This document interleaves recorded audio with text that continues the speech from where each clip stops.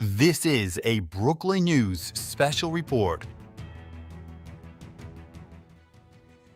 And a good day, good to be with you. I'm Jack Simmons. We're coming on the air at this hour as the House is voting to end the government shutdown, the final passage of that bill. And take a look there at the votes, 140 to 136. There is no indication that this will not pass. There are 7 minutes there left for the House to vote. So we'll wait for votes to come in. We'll be watching for it, watching as all of this plays out. A lot of news made today, a lot of breaking news out today. We had the swearing in of Representative Adelita Grijalva, the Democratic Congresswoman elected in Arizona after a special election. Her swearing in ceremony put on hold as Speaker Mike Johnson claimed that was for there to be for the fact that there was an ongoing government shutdown, though Representative Grijalva said it was the exact opposite, and whether that she was a woman of color. So that is ongoing. Let me see. I'm able to turn up our feed. Not a lot of audio there. We'll keep it up just here as we continue to monitor here.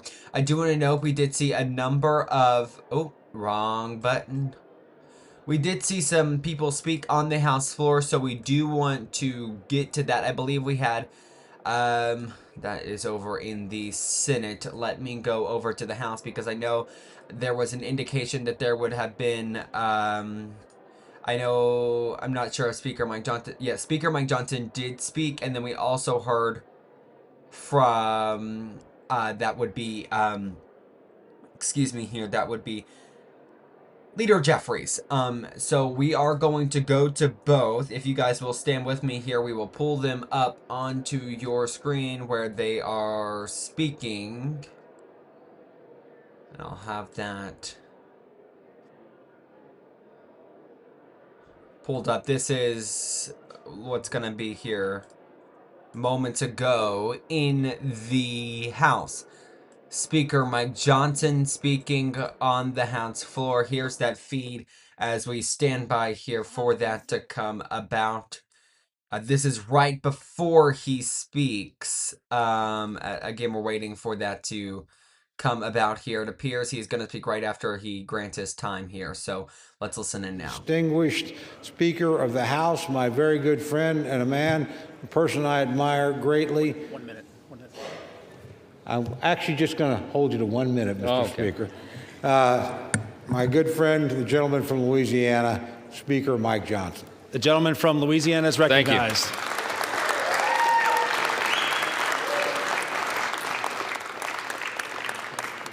I want to thank my friend Chairman Cole's done an extraordinary job in this process. And Mr. Speaker, we all know why we're here.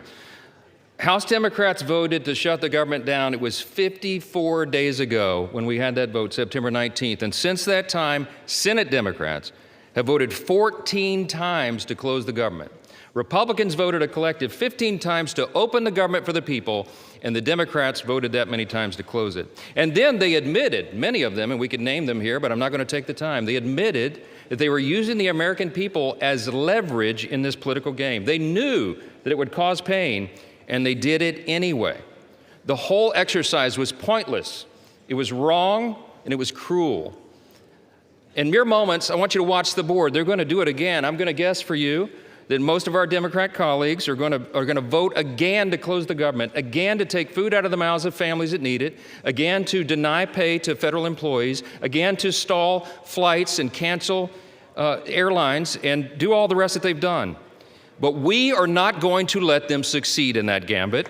And that's right. While the Democrats keep voting to shut the government down, Republicans are going to vote to open it back up. And with that, we're going to get the American government running again and working for the people as they deserve. I'm going to close with this. You know, as Speaker, you have the ability to talk as long as you want, but I'm not going to do that tonight. We're not going to waste any more time of the people.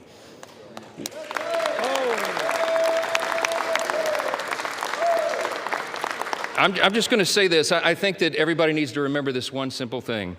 From the very beginning of this whole ordeal, On the Republican side, we operated in good faith. We offered a clean, nonpartisan CR. We were honest and transparent with the American people from the very beginning and every single day of the shutdown. We went out and looked right into the camera with a press conference and told the American people the simple truth. We have done for the people what has been right and just and truthful. And in the end, that is what God honors always. Don't forget it.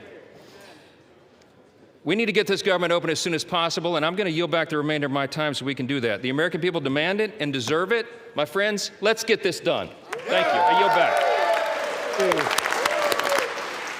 Alrighty, that moment there moments ago where Mike Johnson was addressing his party, saying that, blaming this shutdown on Democrats, saying that once again tonight in this vote, they will vote to continue to keep the government shut down, which in a way does appear to be correct. They are going to vote not in favor of this continuing resolution, though this continuing resolution does not define whether the government is open or whether not open. There is other continuing resolutions and other types of way to open the government. So I will just note that here.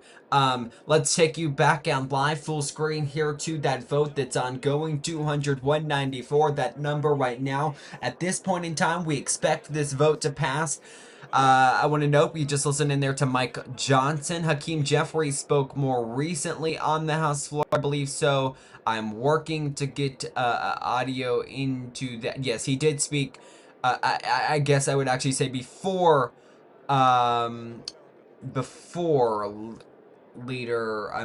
Speaker before Speaker Johnson there. So give me just a moment here.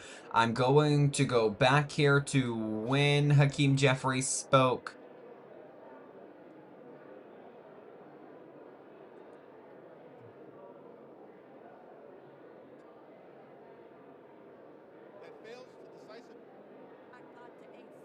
Okay. We have that feed now. Again, this is moments ago. This is when Hakeem Jeffries speaks here. I have to adjust a quick thing before we can go to that shot again from the House from just moments ago. One quick second here. Sorry for the delay. Gotta fix just a few things here before we're able to go to a shot. Okay, this is moments ago when Minority Leader Hakeem Jeffries spoke from the House floor. Listen in here. Our distinguished Democratic leader, Mr. Hakeem Jeffries. The gentleman is recognized. Thank you, Mr. Speaker, and I thank the distinguished gentlelady, the top Democrat on the House Appropriations Committee, for yielding and for her steadfast leadership on behalf of working families, hard-working American taxpayers in the great state of Connecticut and all across America. Mr. Speaker, I rise today in strong opposition to this woefully inadequate spending bill that fails to decisively address the Republican health care crisis and fails to extend the Affordable Care Act tax credits for tens of millions of Americans. Mr. Speaker, before I say anything further, let me say to our men and women in uniform, to our active duty troops, to our hardworking federal employees, to our civil servants, to our TSA agents, to our Capitol Police, to our staff here in the House of Representatives, to our air traffic controllers, thank you for your service. Thank you for your sacrifice. Thank you for the work that you do on behalf of the American people each and every day. And it's our promise to all of you that we will continue to work hard to make sure that you are treated with the dignity and respect that you deserve. In a year in which the Trump administration has gone after hardworking federal employees relentlessly, including firing more than 200,000 federal employees prior to the start of the Trump Republican shutdown. Republicans control the House, the Senate, and the presidency. Donald Trump and Republicans made the decision to shut the government down, the longest shutdown in American history. Would rather do that than provide health care that's affordable to working class Americans, middle class Americans, and hardworking American taxpayers. All across the country, I'm certain that there are people in America asking the question, where do we go from here? House Democrats have a simple answer. We will continue to fight to lower the high cost of living. House Democrats will continue to fight to address the health care crisis that Republicans have created. And House Democrats will continue to fight to extend the Affordable Care Act tax credits for tens of millions of Americans. This fight is not over. We're just getting started. We'll fight today. We'll fight tomorrow. We'll fight this week. We'll fight next week. We'll fight this month. We'll fight next month. We'll fight until we win this battle for the American people. That's our commitment as House Democrats. And there's only two ways that this fight will end. Only two ways, Mr. Speaker, that this fight will end. Either Republicans finally decide to extend the Affordable Care Act tax credits this year, or the American people will throw Republicans out of their jobs next year and end the speakership of Donald J. Trump once and for all. That's how this fight ends. Mr. Speaker, during this painful Trump-Republican shutdown, what we've seen is two different philosophies in terms of how to govern for the American people. The Democratic Party philosophy is clear. We are ready, willing, and able to find bipartisan common ground anytime, any place, to enact spending agreements that actually make life better for the American people. But in order to do that, we need to have partners on the other side of the aisle who are actually willing to find a bipartisan path forward. But what we've seen from Republicans from the very beginning of this presidency is a my way. Alrighty, we want to take you live out to the House of Representatives as they announce the vote.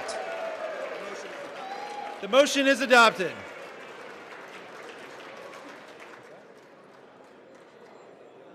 Without objection, the motion to reconsider is laid on the table. Okay, essentially they're him announcing the votes, who is presiding over this, announcing the vote, saying the motion is adopted. The next steps here, the House will send this to the president. The president likely decided, he hasn't indicated that they will appeal this, go against this, not sign it, so that's something to watch out for. So again, it's unclear if the president plans to sign this as early as tonight, when he will get that bill, when he plans to sign it. Again, this government shutdown likely to come to an end here by at least tomorrow. Again, as I was just noting, let's listen back into the House. To the House Armed Services Committee and the House Select Committee on Competition between the United States and the Chinese Communist Party, effective immediately. It has been an honor and privilege to serve on these committees on behalf of my constituents and the American people. Signed sincerely, Mikey Sherrill, Member of Congress. Without objection, the resignation is accepted. Okay, so they're just reading the resignation of Mikey Sherrill, who is the Democratic candidate who won the race in New Jersey against Jack Ciattarelli. So, and then you had Abigail Spanberger winning that race in Virginia against Winston Orem Sears, the Republican, both Democrats there. But again, the clerk there reading the resignation letter from Mikey Sherrill, who won that race in New Jersey and will preside as the next governor when we hit January. Inside this funding, this continuing resolution that will fund the government likely is let me fix something really quickly. It is going to be an extension to SNAP benefits, fully funding SNAP benefits, WIC, and programs of that nature. We've noted in past broadcasts that they have not been receiving those benefits in recent weeks because of the fact that there has been no funding there left for them. So that has been something that's been occurring in recent weeks that we've talked about, and they are going to now receive full benefits. Okay, so that is what something that's inside of that. We also see federal workers likely to go back to work. What's a question to ask is those furloughed, and I might need to look up kind of the definition of this here. Are those furloughed also going to come back? Is it like a temporary?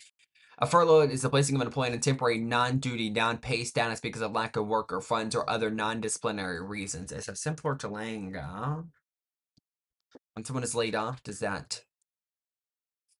Looks like legal costs. No, that's wrong.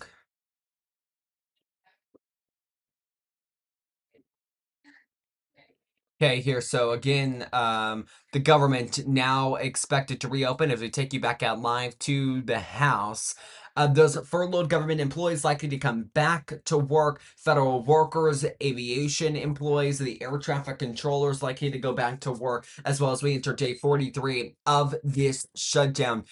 Our coverage never stops over at brooklynnews.com. Don't forget to visit there. We had the latest on this entire shutdown and our analysis where things stand. Again, the big story tonight, the House passing this continuing resolution that the president is likely to sign very soon that would reopen the government after the longest shutdown in history as we enter day 44 tomorrow morning. This has been a Brooklyn News special report.